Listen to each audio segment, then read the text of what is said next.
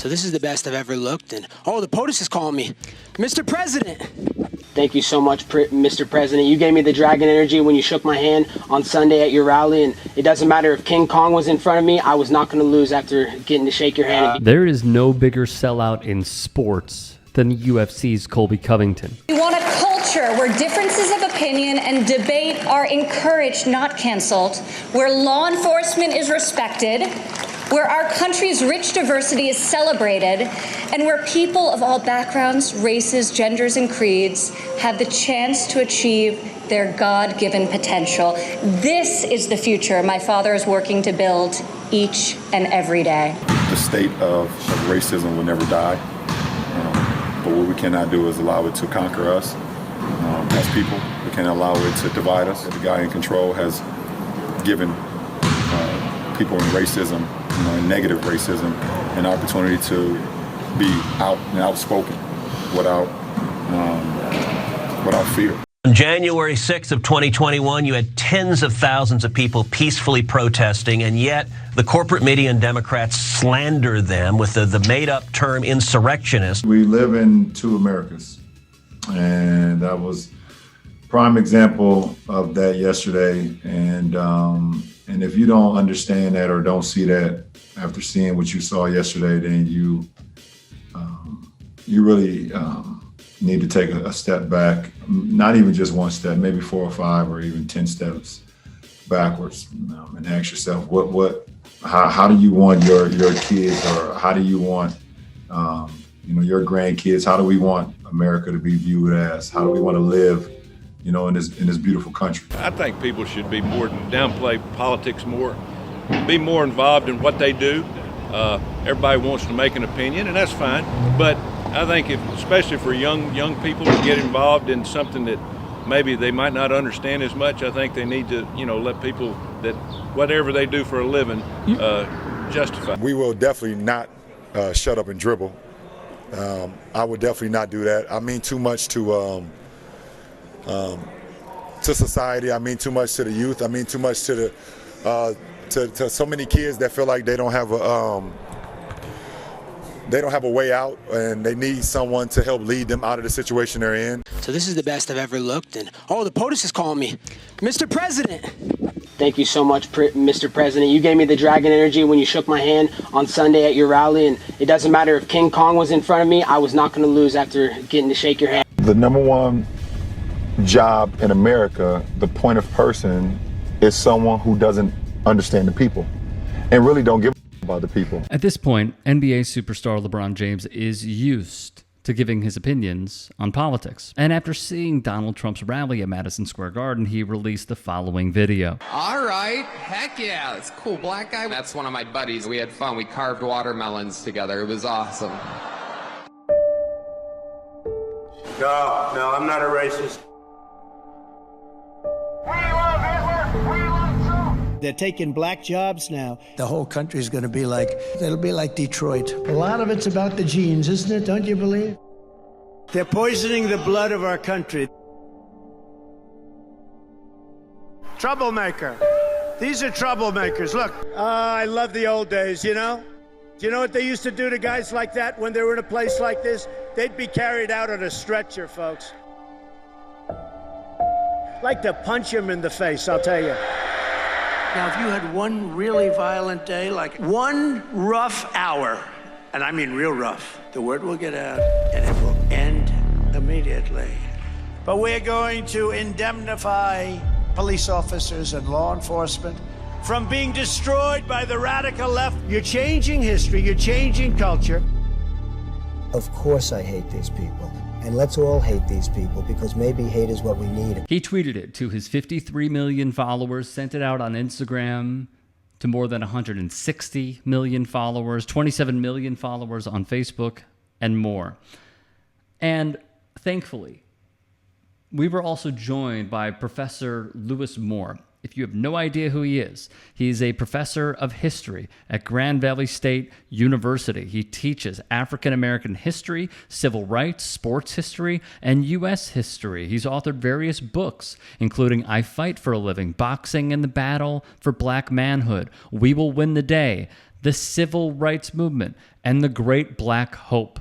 He has also written for the New York Daily News, Vox, the Global Sports Institute, and done tons of great work. Here is part of that discussion. So, Professor Moore, thank you for joining me. You tweeted above the James video, "This is how you do it, my goodness." So why do you believe this was so well done? Yeah, that's a great question. I believe it's well done just because usually we get the endorsement or we get the guy on stage, but we never get a video, right? And I think to me, the videos is something extra. It's production had to go into it. He had to find the right clips, and whoever produced it put something that's very current, but also turn to the civil rights movement to just show you that I think following it, say, okay, this is how far we've come.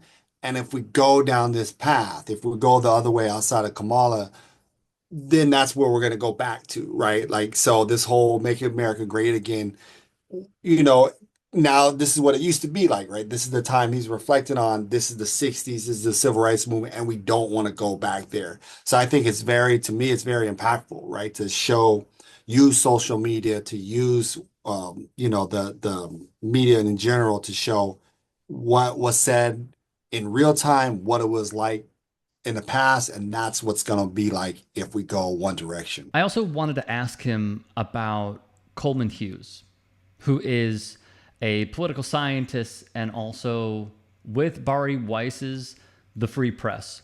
He had a really interesting way of framing this on CNN. Take a look. Look, I thought that this wasn't very effective because it was such an exercise in hyperbole and selective edits and putting it together with, you know, videos from the civil rights movement and stuff.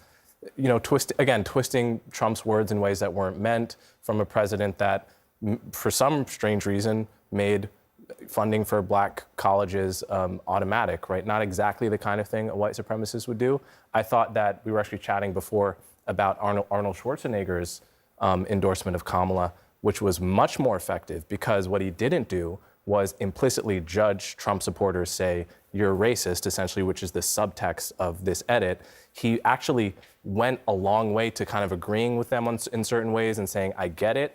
I'm actually, you know, conservative in these ways, but I'm still voting for Kamala, and I don't judge you for having your opinion. I wanted to get Professor Moore's thoughts on this. Here was his reaction. Yeah, he's wrong, and I'll tell you I think one thing to do is to push back on the HBCU thing, right? Say, well, if he was racist, he wouldn't do that.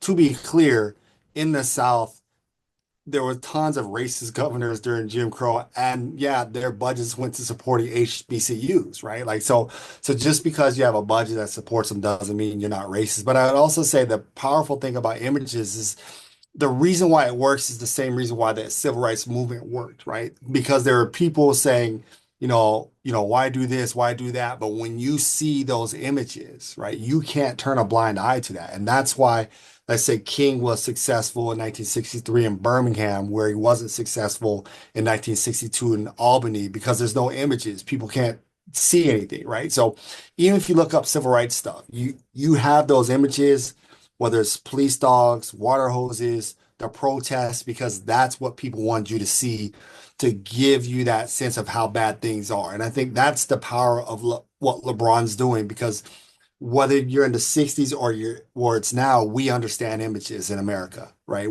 And we definitely know what those images mean now about civil rights, about the protest stuff. So to me, it's very powerful and it works. Tell us what you think is being taken out of context. I think, so when you cobble together videos from the 50s and 60s of the civil rights movement, and you have Donald Trump saying essentially, these people are terrible, what you're implying is that he is like the white segregationists of the 50s and 60s who thought black people were lesser human beings, should not deserve to vote. That's exactly what he meant. That's exactly what he meant. Okay, but that's not anything Trump has ever said. Well, I think so that is I guess what you're saying that he's taking Trump's words out of context. I think Trump's words were in context. It's just that they were put alongside things that you objected to. So I thought that was actually very important by the host, Abby Phillip, because that was kind of my read as well. Like, I thought that's kind of just how he feels about it. So as you see that second video from CNN, what's your reaction to that as well? Yeah, no, she's right, and he like I think, but like, look, the one way to think about it is at that time in real time, post right around post civil rights movement, he is getting sued for racial discrimination, right? So that's kind of who he is, and we know that his father was arrested at a Klan rally, right? So you Yes. can't. I know it seems like a long time ago because this guy's very old, but you can't divorce him from his history, right? His history of racial discrimination in the 70s and the 80s, the Central Park Five stuff, all the stuff we've heard about, and then what we see, like that, like even if you watch that rally and you see that one first guest, whether he's a comedian or not, like you wouldn't say something like that unless you felt really comfortable saying something like that in that atmosphere. Like comedians do that because they say, okay, this is my job. I understand this is what I'm doing here. I'm gonna make these jokes. We'll laugh because we're in whatever, we're at this business, a comedy house or whatever.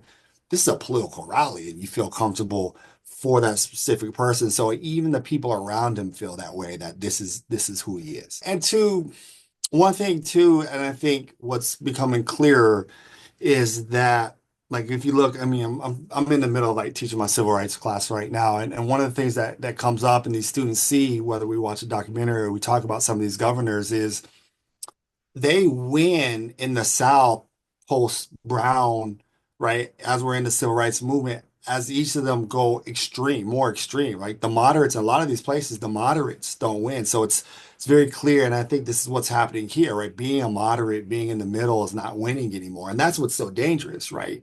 That's how you get your Bull Connor or your and he winds up losing the mayor race in Birmingham. But this is what he runs on. This is what you get. That's how you get George Walsh in Alabama or Governor Barnett in Mississippi, is because they saw the moderate who was also segregationist and said, that's not enough. And I think that's where we're at. Like, just to be extreme, you have to outdo everybody else in that kind of this extreme hate and prejudice. And unfortunately, it has a home. And that's the scary part, right? And that's why LeBron coming out, being this billionaire, being this person, that's why it's so important. Because here he is, this kind of sane athlete say this has no home. And as we just riff, like to me, if LeBron like 5 years ago, 10 years ago was like, yeah, I'm a Republican, I would get it because he makes so much money and you Right. could attach that to taxes and stuff like that, right? And I get it. If pro athletes do that, like Charles Barkley and one else, they kind of lean a little bit right just because of the taxes and everything else or whatever goes on, the locker room conversations. Now they're amongst other rich folks, millionaires and billionaires. So I get that. But for him to give us this type of warning, I think it's powerful. There was also a Washington Post piece by a writer named Matt Bonesteel who wrote in his column, some have wondered why he, as in LeBron, didn't speak up sooner about this year's election, with his endorsement coming only 4 days before many voters head to the polls. Here were Professor Moore's thoughts on that. Look, there's two things. One, it's powerful, right? And the timing doesn't take away from that. But I think in a larger context was what was a little bit more concerning was that more athletes weren't like weighing in right away, right? And I remember being asked this by CNN in September. I was like, look, LeBron's going to weigh in when he weighs in, but I knew where he was going, and we all knew where he was going. But the fact that maybe these athletes don't feel as comfortable anymore saying something, or maybe they're not for Kamal, right? They just might not be for Harris. And so that might be too, right? They've things have changed since 2020. And I don't think there's been enough written about it, or we don't think about these athletes in that type of way anymore. We always think that, majority of the black athletes will align Democrat, and that just might not be the case anymore. And that various reasons too. It could be locker room conversations. It could be just upset of what happened kind of post COVID and they don't know who to blame. It could be like they listen to podcasts now and all this bro culture. So it's really hard to kind of pinpoint it because they're not really out there saying anything. And occasionally you'll get your Kyle Kuzma's, who's apparently an RFK guy, right? I assume I know Yes. where he gets his information from, but you don't really get those guys, the retired guys like Jerome Bettis and stuff like that, Magic Johnson. But the major players today, you haven't gotten off. But you do, I think Steph came out, right? Like for Harris. He did, yes. Right, right. But it's like it At the seems like DNC. Right. And it only seems like it's not enough because 2020 was pretty big too. Like we have to be clear that, right before the election 2020, the guys are in a bubble at like, so what? August, they're in a bubble and they go on strike. So things look a little bit different when you add up the summer of 2020 plus that strike. And lastly, Mike Freeman, who has been a sports writer and journalist for decades. He put in his USA Today column, when you think of all the great activist athletes, James is not always, mentioned high on the list. That's going to change. It's changing in a big way now. It has to. We have to start talking about James in the same way we do Muhammad Ali and a handful of others who fight for progress, who fight hate and fight for democratic ideals, who fight for America despite its flaws. I asked Professor Moore if he agreed with that sentiment. In the sense that LeBron, the breadth and depth of stuff that he's doing is a lot different. And he's able to do it because of, he's really that athlete that's the first really corporate athlete, like if that's fair to say. Like he has, like Ali didn't have endorsements, right? And these guys didn't have endorsements. So they're not listening to the corporations. He doesn't have to listen to Nike or Gatorade, or I think LeBron's probably a Powerade guy or whatever before you make these moves. So LeBron's really that first athlete who says, I don't care who buys sneakers. I don't care what these guys say. And so he's able to bring corporations with him. And he's also able to do things like More Than a Vote, his little I Promise, I think it is, the Academy, create these videos and weigh in the way he's able to weigh in. And it is what Ali did was amazing. It's hard, but there's a clear line there. And I think being able to say, no, I'm not going to go into Vietnam War, or being anti-Jim Crow is, we know where you stand. Whereas today it's like, okay, those politics, that's not part of the political equation anymore, right? It's like, it's nuanced things like, whatever you're dealing with BLM or anything like that. And I think LeBron being able to weigh in and think about it and doing it in a way that really impacts a lot of people. Like I think More Than a Vote, like I said, in 2020, when they opened up those arenas, his school, I think you add that up, he gets to be in that place, right? I don't think it's, saying no to the U.S. military is very tough, right? And so it's not the same thing, and we have to be clear about that.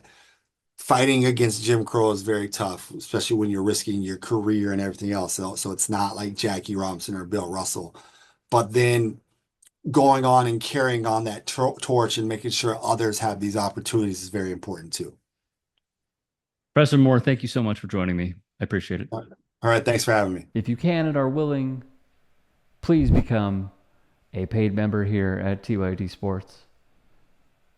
Or go to tyt.com/join. In addition, you can follow me on Twitter, Instagram, and TikTok. Appreciate it. Have a great day.